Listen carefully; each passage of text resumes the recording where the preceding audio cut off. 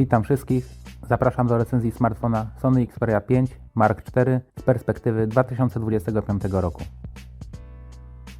Zaczynając od budowy smartfona, Xperia z przodu ma 6,1-calowy wyświetlacz.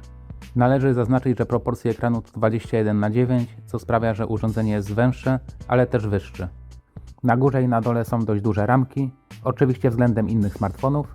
Na górze jest kamerka oraz dioda powiadomień, na bokach jest aluminiowa rama. Na prawym boku jest ciekawy dodatek, czyli przycisk do robienia zdjęć. Mamy tutaj także czytnik linii papilarnych, który jest w przycisku do włączania telefonu. Na górze jest złącze jack na słuchawki.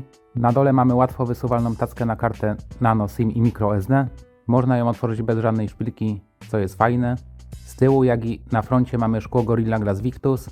Jest też odporność na wodę i pył, ponieważ jest certyfikat IP68, chociaż oczywiście należy mieć świadomość, że telefony po kilku latach potrafią stracić swoją szczelność. Już miałem taką sytuację z Galaxy S8, który umarł po zanurzeniu w wodzie. Mimo wszystko uważam, że Xperia nie jest jeszcze takim starym telefonem, aby były tutaj z tym jakieś problemy, ale zawsze warto uważać. Z tyłu są 3 aparaty, wibracje są bardzo dobre. W moim odczuciu jedne z lepszych ze wszystkich telefonów, jakie miałem do tej pory. Głośniki są stereo i są skierowane w naszą stronę. I do tego grają jak na smartfon całkiem przyzwoicie, może nawet bardzo dobrze. Wśród telefonów nie jest to raczej najwyższa półka, ale jest do niej blisko.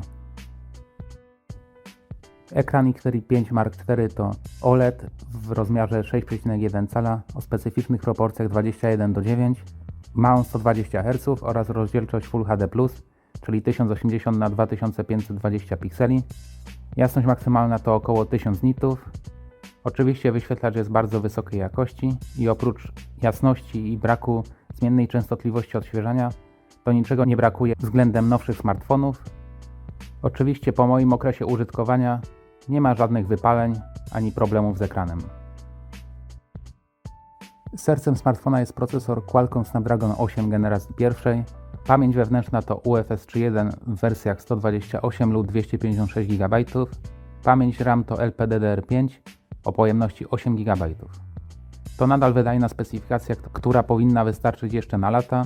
Minusem tego procesora jest przegrzewanie, które jest odczuwalne na co dzień. Wtedy też spada oczywiście wydajność, no i bateria też gorzej przez to trzyma niż powinna. Patrząc tylko na czystą moc, to jest jej naprawdę dużo. Można korzystać z ciężkich aplikacji czy gier, bawić się w emulatory. Tylko gdy zacznie się mocno nagrzewać, to wtedy pojawia się problem i trzeba na przykład po 10 minutach grania obniżyć ustawienia graficzne lub pogodzić się z przecinkami lub innymi problemami. Oczywiście to też występuje w innych telefonach, ale tutaj jest to szybciej zauważalne i wyraźniej. System to Android 14 z kilkoma dodatkami od Sony. Jest to praktycznie czysty Android od Google. System jest na bieżąco aktualizowany i z tego co mi wiadomo, to ma ten smartfon dostać Androida 15. Oczywiście obecny system jest bardzo szybki, sprawny i nie ma w nim jakichś problemów. Przynajmniej ja ich nie spotkałem. Bateria o pojemności 5000 mAh lepiej wygląda na papierze niż w rzeczywistości. Nie jest to mała pojemność, ale biorąc pod uwagę grzejący się procesor, to nie wypada ona zbyt dobrze. Nie jest oczywiście źle, można z tym telefonem wytrzymać jeden dzień bez ładowania, ale na pewno nie przy intensywnym korzystaniu.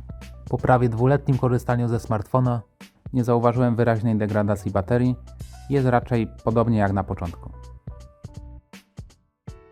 Aparaty w Xperia 5 Mark IV są 3 na tylnej części smartfona. Jest to zestaw 3 12-megapikselowych matryc i są to ultra szeroki kąt, który widzi 124 stopnie, szeroki kąt jako główny aparat oraz zoom, który umożliwia dwuipółkrotne zbliżenie. Technicznie nie są już najnowsze. Oprogramowanie do aparatów jest podzielone na 3 aplikacje. Nie będę się zagłębiał w szczegóły, bo już dużo było o tym w innych recenzjach w momencie premiery telefonu. Powiem tylko, że główna aplikacja do robienia zdjęć to Photo Pro i ma ona tryby automatyczne do zdjęć i filmów.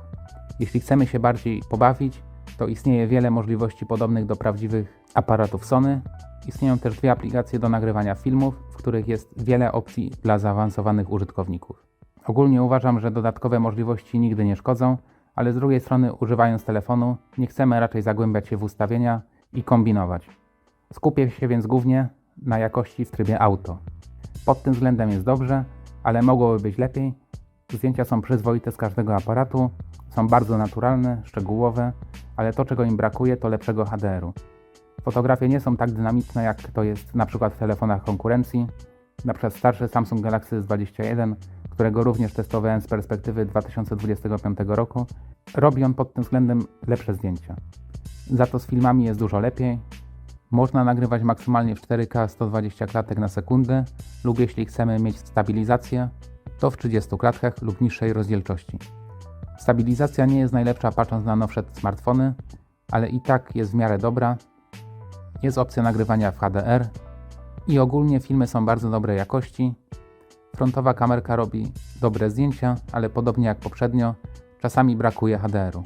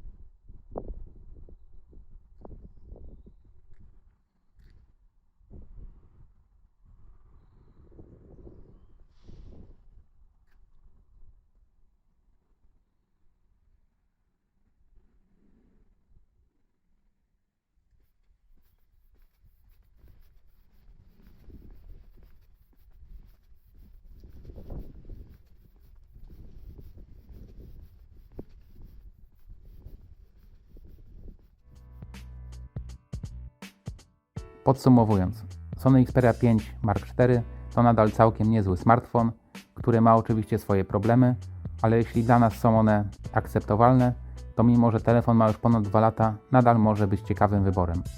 Smartfon posiada świetny ekran OLED, jest bardzo solidnie wykonany, ma dobre wibracje, głośniki, odporność na wodę, wydajny procesor, chociaż niestety gorący, niezłe aparaty, chociaż nie najlepsze. Ja używając tego telefonu byłem naprawdę zadowolony. Podzielcie się swoją opinią w komentarzach o tym telefonie. Zapraszam do subskrypcji kanału i oceny tego filmu. To było już wszystko. Dziękuję za oglądanie i do zobaczenia.